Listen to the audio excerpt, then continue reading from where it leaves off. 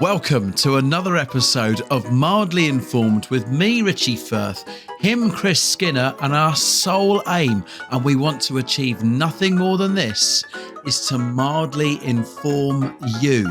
Christopher, I've missed you. How are you? I am well, but let's make this clear right from the outset. It's an evening record. And when it comes to evening records, they tend to get a bit weird.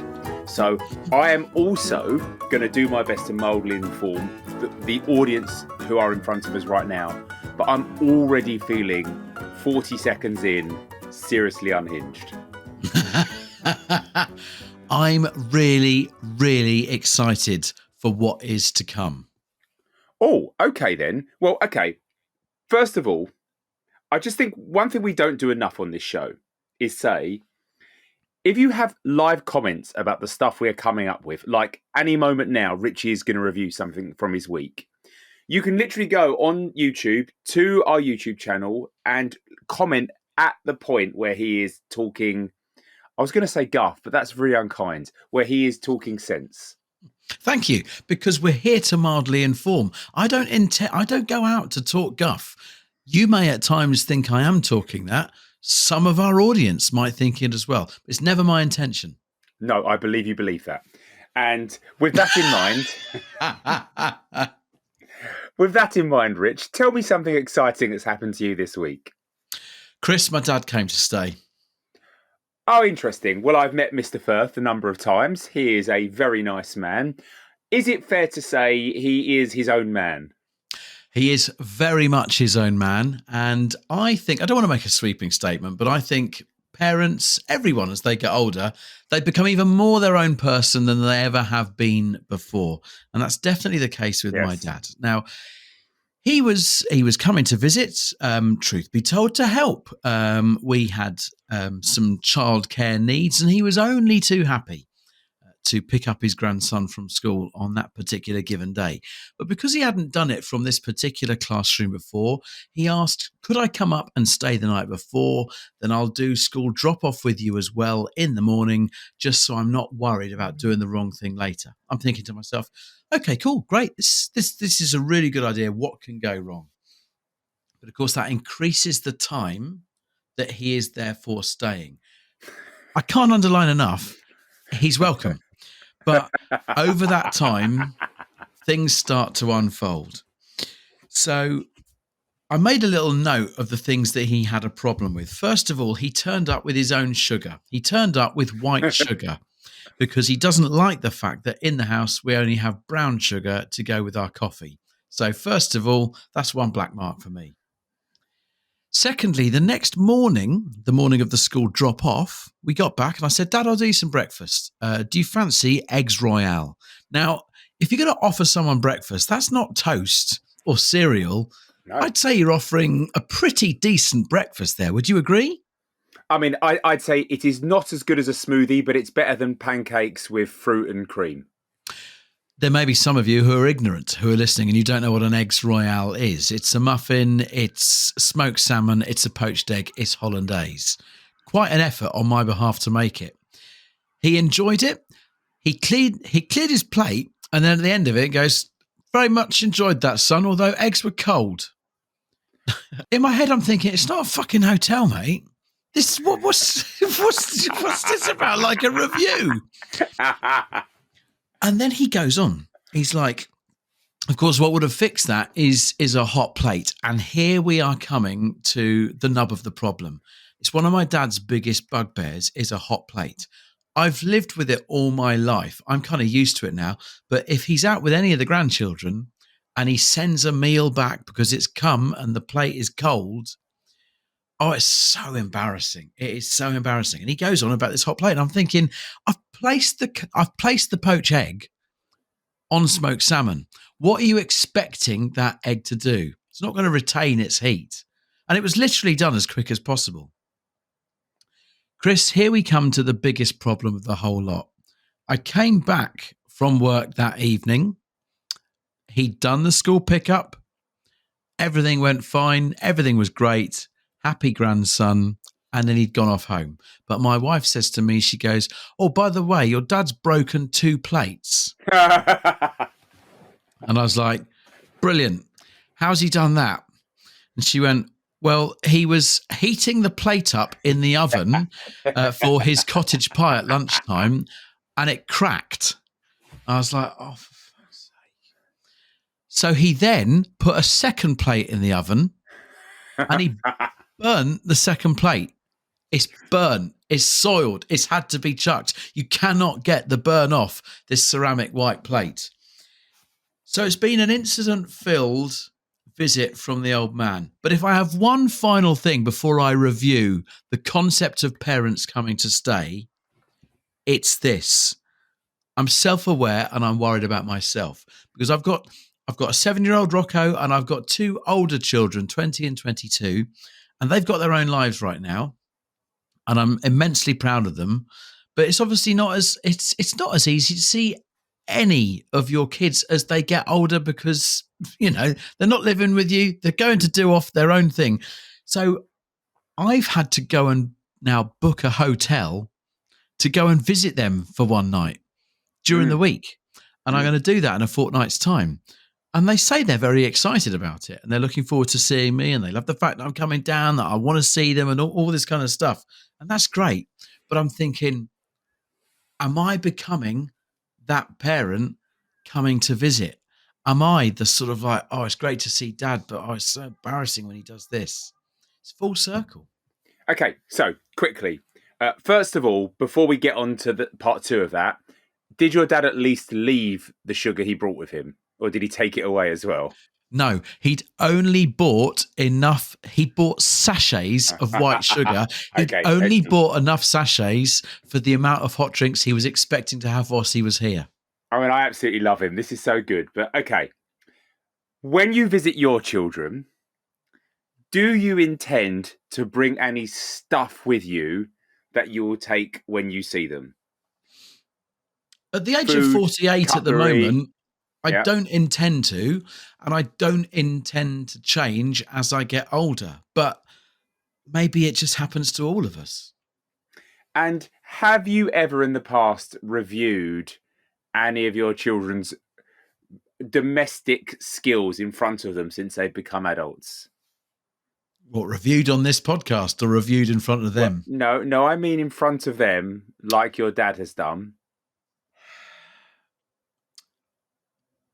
I think I might have passed comment on my son's cooking, certainly not my daughter's, but that's because my son's cooking is pretty much super noodles.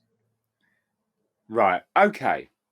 Do you think your son has a podcast where in that week's episode, he reviewed the fact that his dad came round and reviewed his meal? No, I know he doesn't.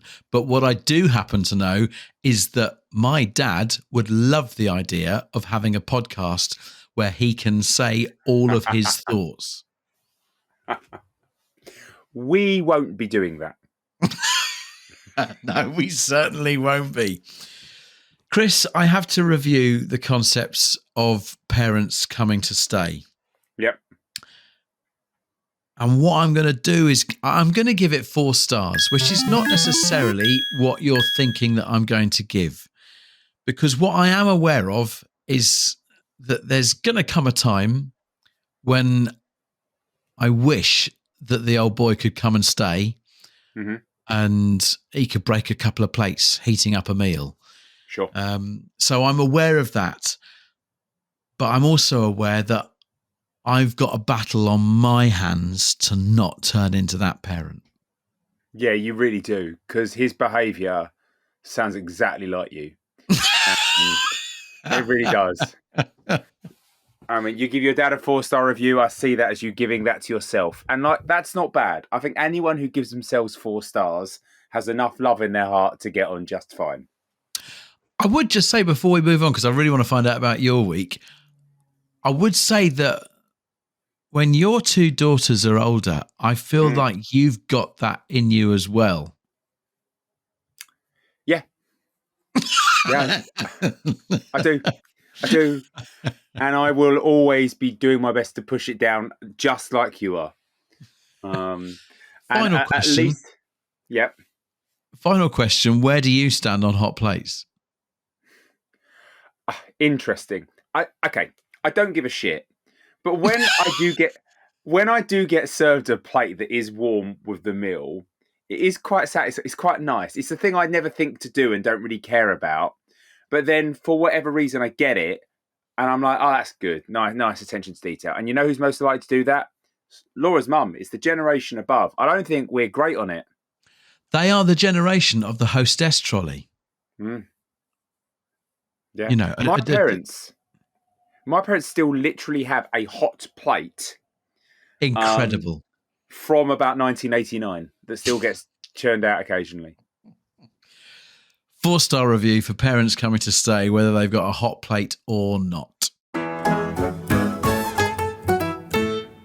Chris, tell me about your week. I live in London. Lots of people who live and commute into London might have noticed that dominating the capital city this week has been the tube strike, Rich. I see it looks like you've got a cycling top on there, and I saw you sent me a photo earlier on, and I'm assuming you merged cycling and train travel to accommodate this in your life. Is that right? I did indeed, yes. I had to do some cycling to reach the nearest station that I could possibly make a journey from and then cycle some more to get home due to the lack of the London Underground.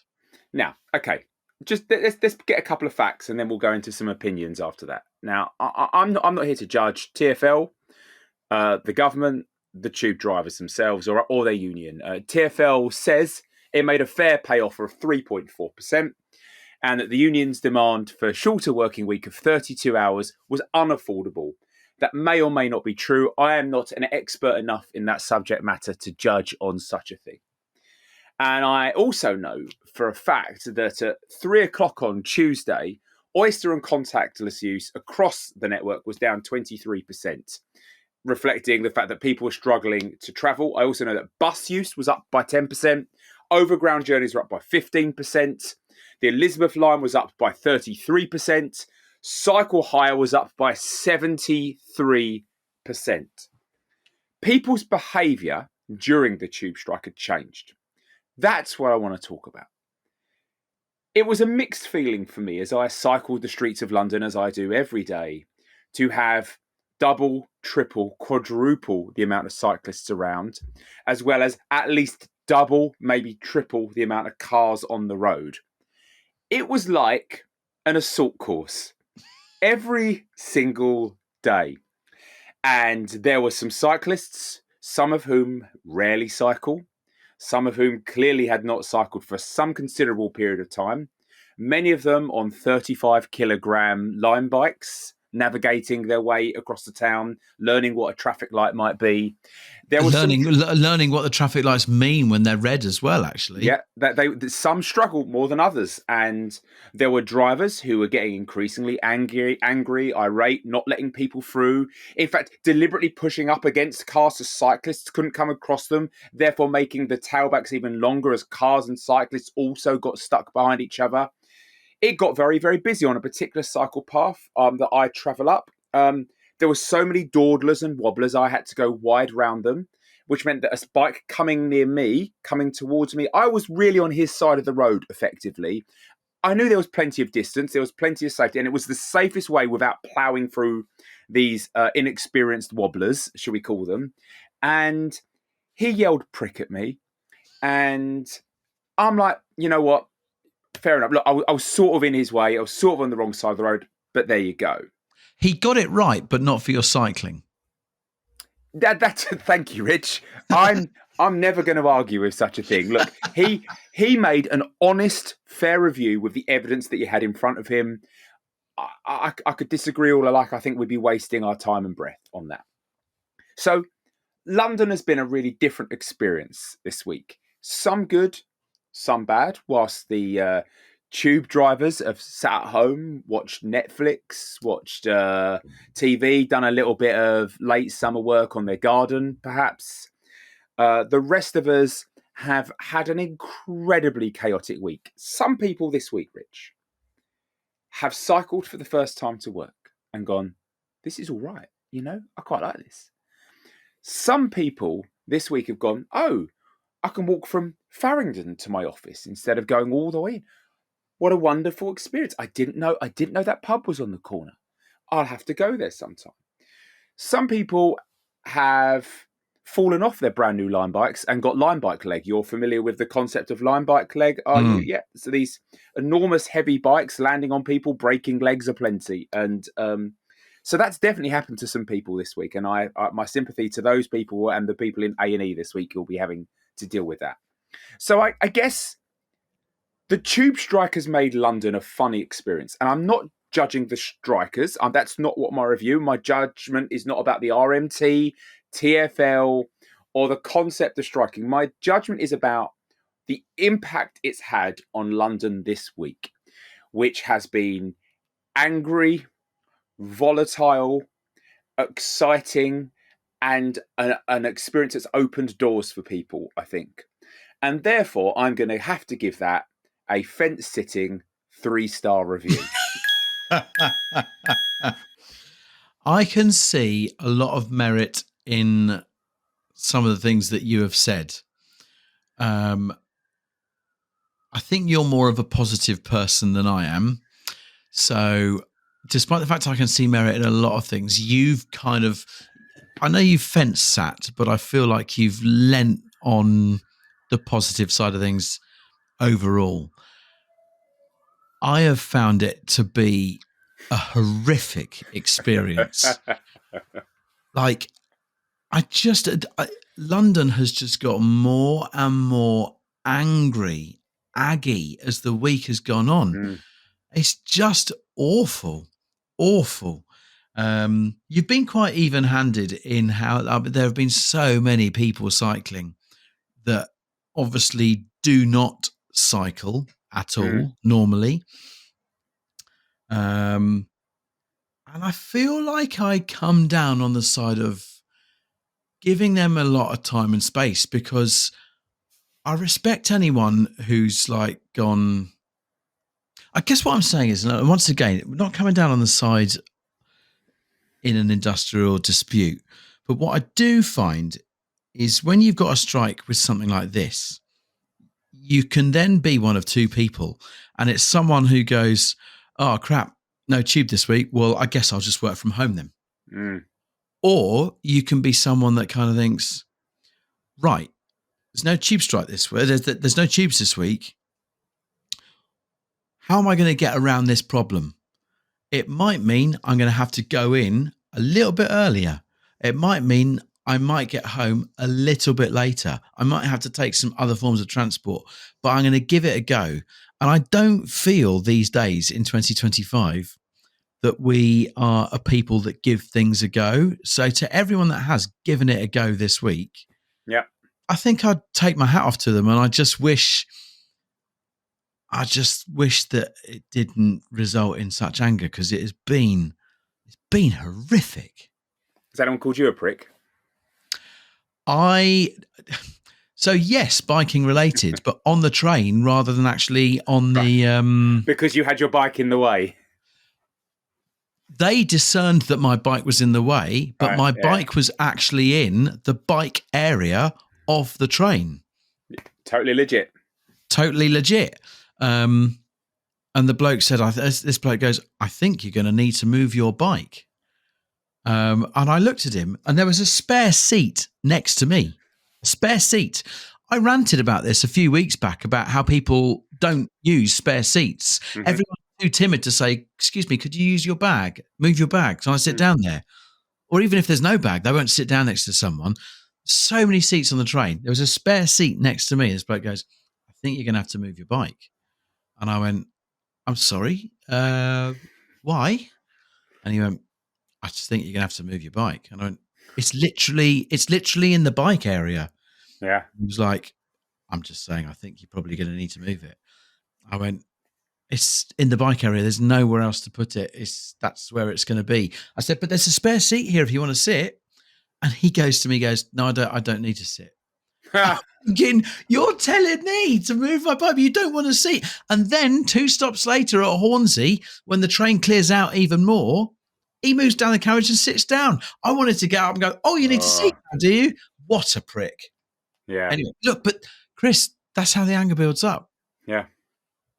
Yeah. Oh, I hope you absolutely went for him. I hope you did something really, really strange and unusual. I'll tell you what I did do, and this is not going to work in audible form, but if you are watching the YouTube of this podcast, you'll see what I did. When he said to me, he said, "Oh no, I don't want to sit." I just went like this. Oh, cool. Like that. And then he just looked at me and I just went like this. Right in his face. And I was just like, bring it on, you prick. Yeah. Chris, I feel we need to calm down with some messages from our supporters.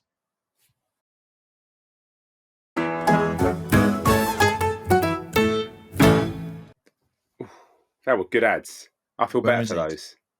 I mean, I actually love those ads so much that if I'd consumed this show on Patreon, I'd go back to the other version of the show that isn't on Patreon just to get those ads. We often extol becoming a Patreon, Mildly Informed Pod at patreon.com. But we have to talk about the fact that they do miss out on some belting adverts. Oh, honestly, I feel a bit emotional actually. Like genuinely moved. They don't know what they're missing out on. Yeah, I mean, but thank you for being our Patreons. Well, we've got 2 arse donglers now. Well, I mean, build it and they shall come. Yeah, yeah. If you want to become an arse dongler, go to Patreon. Rich, something else has happened to you this week that doesn't involve anger, your father staying over, or arse dongling. Chris, I think I'm having an about turn on tattoos. Oh, this is so exciting. You, to me, seem like the person least likely of anyone I've met to have a tattoo. I know. I'm considering getting a tattoo. Where? On my wrist. So, like this sort of this bit here, yeah, the underside. No. This bit here. Ah, the overside. Okay. Yes. What? Let me explain. Please. I've got a million questions. I've never liked the idea of a tattoo. I don't do needless pain, and I've kind of put tattoos in the bracket of needless pain. Mm-hmm. However, this week, been having, bless him, my 7-year-old Rocco has found it difficult adjusting to his new year of school. And for the first time ever in his school life, there's been tears at bedtime about not wanting to go to school the next day. And then very tearful in the morning at drop-off. And that's my department. I do school drop-off. And that's been hard. Tried to come up with all sorts of tactics. And one of the tactics that we tried was drawing a little dot on my wrist and one on his wrist as well, and saying, now this is a button that you press if you are missing Daddy. Press it and it will feel like you're getting a hug. And I know you're missing me, but it will work. And I'll be able to do the same thing because I'll be missing you. And he was like, okay. And as the days have gone on, I've been looking at this little red felt tip dot on my wrist, and I've been thinking about him so much. Whisper it quietly, the dot doesn't work. But he doesn't know that. And after a couple of days, he said to me at bedtime, he said, Daddy, I've been pressing that dot so many times today, and it really did help and work. And I've been looking at it and thinking, it's been such a focal point about thinking about how's he getting on. And I've got 3 children, and the 20 and the 22-year-old don't really need the hugging dot anymore these days. But it did make me think, just having a little thing on my wrist that focuses my thoughts just about them, whether it's 3 dots or just initials for their names. And I think that's what I want to do. I think that is lovely. And I don't have a tattoo.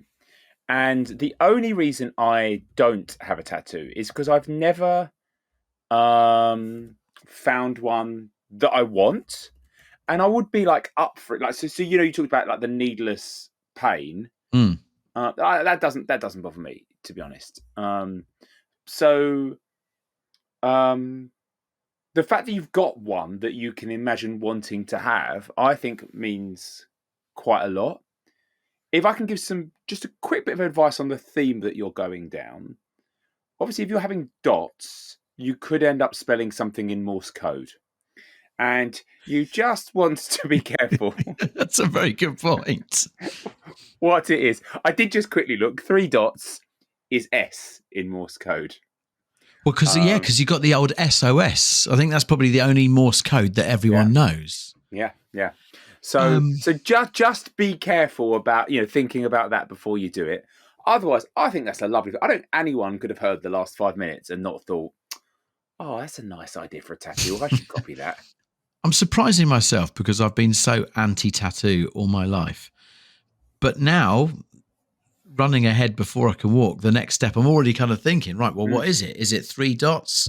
As you say, maybe not. Could be like some kind of Morse code. Then I'm thinking, oh, well, look, it's Caitlin, Charlie, Rocco. Maybe I do CACHRO. But then is that like the periodic table? Am I writing down like 3 chemicals that I don't know about? And actually that's like the ingredients for a homemade incendiary device or something. Got to be so careful because that would be there for the rest of my life. Yeah. And honestly, people, it's like you give someone a name and you think, oh, there's a name I really like. I'm going to call my kid Donald. And then that happens. Yeah. He becomes president and everything's ruined. So you just don't know. So it's a difficult decision to make. But I think you should take this very seriously because I think it's a lovely sentiment. And really, 1 little dot. It's not like you've had a dolphin or a Bart Simpson or a lady with their boobies out tattoo, which are like bottom tier for me. No, sorry if you've got one of those. Sorry if you have one of those. I would willingly take intel from our stonglers and indeed our base level listener. You can email us mildlyinformedpod@gmail.com or obviously leave your comments on the YouTube video or on our socials at Richie Firth or at Producer Chris. Some ideas of what could be the motif or also intel on what parts of the body are more or less painful to have ink done. Have I gone with an area of the body that's actually a painful one? I don't know. So if I can be educated, ears are open. Okay. I mean, I think you should go for your butt. That's probably not going to hurt, is it? I mean, admittedly, it'd be a bit weird to say to your kids. I've been looking at my backside to remind myself of you. But there's no doubt that there's plenty of flesh down there. Well, there you go. So, yes, open to tattoos. Watch this space. To give it a rating, it's 3 at the moment. I'm curious. Tat curious indeed. Chris, what else has been going on in the world of Skinner? And that's the only world I care about. Maybe there'll be a 4th dot. Thank you. I look forward to the 4th dot. I mean, we already know that 3 dots is an S. So dot me up. You're a long dot. You're what turns it into SOS. I need help. Oh, God. I mean, sadly, that is true, Rich, because I am the sort of guy who will come on what should be an accessible, friendly podcast and talk about the Maillard reaction. I've never heard of what that is. You're going to experience this over the next 5 minutes. I am, as we might have discussed before, Rich, a bit of a peanut butter connoisseur. I often have multiple different jars that do things subtly different levels of crunchiness, different subtle flavors to them. I'm really big into peanut butter. I can get for 1 kilo a week without too much of a problem. Love the stuff. And for reasons I don't know, just because I went down some kind of wormhole, I was trying to understand what it is I love about dark roast peanut butter more than regular peanut butter. So 2 of the jars I've got downstairs at the moment are Pip and Nut, regular and Pip and Nut dark roast. and it explained the Maillard effect or the Maillard reaction. And I'm going to explain it to you now because you'll immediately understand it. It's essentially the burn, smoky, sweet, savory combination on foods. So apparently it's a non-enzymatic chemical process that occurs between amino acids when reducing sugars when heating something. So what does that mean? What foods can we talk about here? Some types of sort of crisping over meat when they are cooked. Bread, some really nicely crusty breads. Coffees. Bacon? I think crispy bacon, yes. So some like kind of burnt caramel-y textured stuff. So it's that, it's not always sweet, but it can have a kind of sweetly burny effect. And yeah, so everything from like I say, seared. Oh, toast, obviously toast.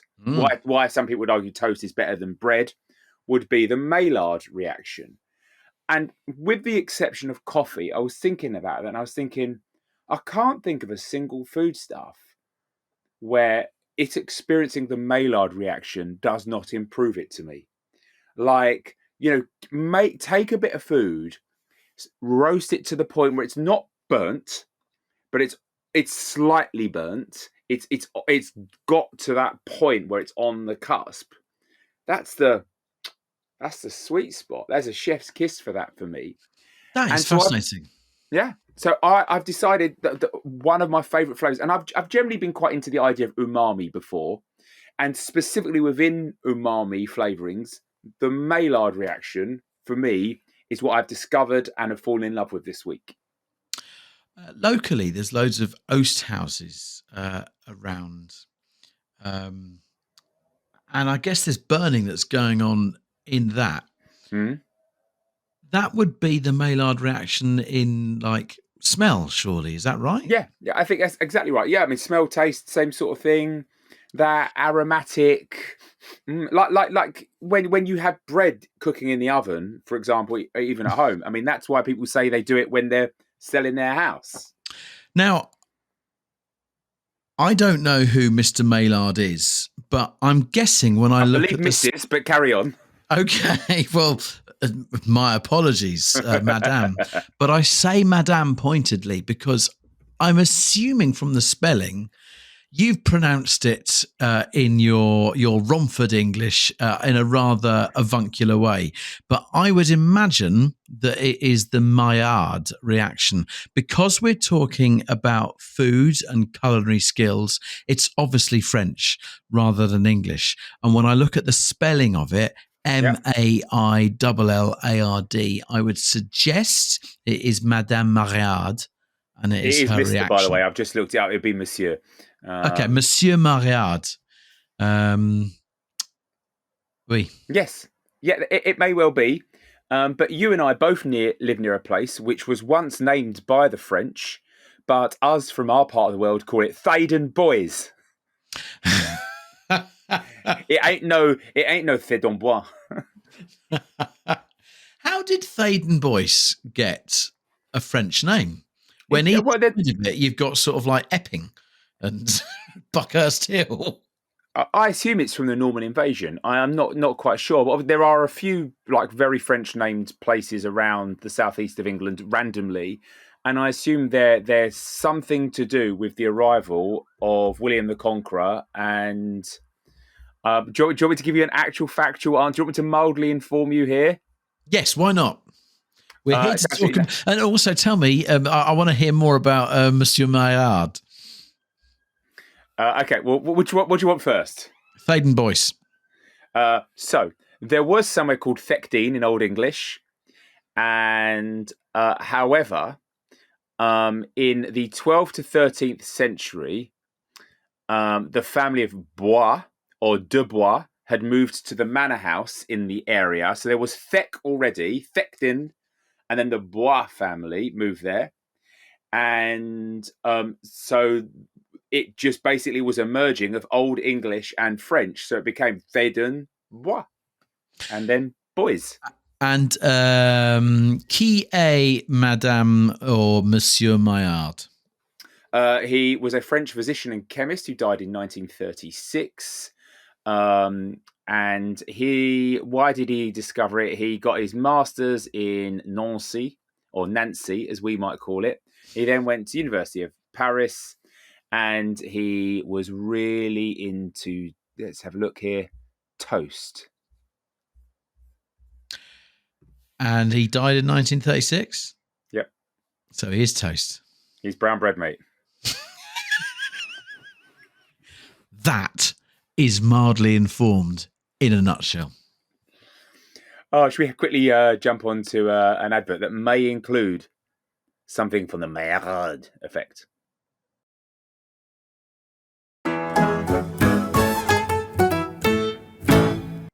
I don't know what you thought, but I'm sure that product that you've just heard in burnt form would be amazing. Rich, we're really overrunning. I've got no time to cut to anything other than the chase because I've got no chat. Just tell me one more thing that's happened to you this week. R.I.P. cooking on TV. I read today as a format, it's dying. Yes, which is an absolute disgrace because I absolutely love watching people cook on the screen. I agree. One of my favourite things, if you're fortunate enough to have some kind of supplementary TV service that gives you the likes of the Food Channel or that kind of stuff, if I'm bored or I just want a little bit of feeling homely about something, watching Nigella cook, watching Jamie Oliver cook, Keith Floyd, exactly, all that kind of stuff. It's so relaxing. But the day of the internet and YouTube and TikTok, as much as we celebrate it with our podcasts, for every nicety, you have to have something bad. And unfortunately, it is killing off the demand for TV cooking shows because nowadays people are just coming up with their fancy ideas for new dishes online. They don't want to watch. The only cooking shows that are left are MasterChef, and I think we all know that that's on its way out, and the Great British Bake Off.